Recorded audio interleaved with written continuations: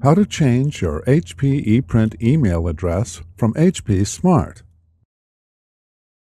Use your HP Smart account, formerly HP Connected, to change your printer's HP ePrint email address to a customized address for receiving print jobs from any device.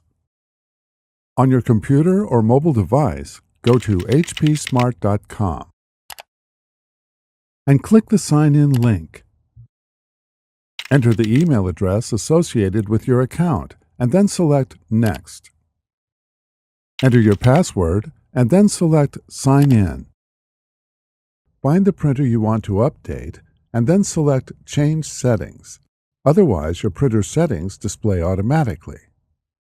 In the ePrint address section, enter a new email address for your printer and then select Submit. If the email address entered is not available, enter a different address and then select Submit.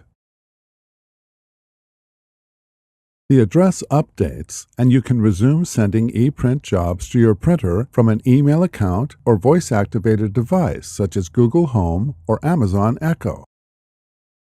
Before heading ahead into the video, in case you are facing any issue with your HP printer device, get in touch with our HP printer expert.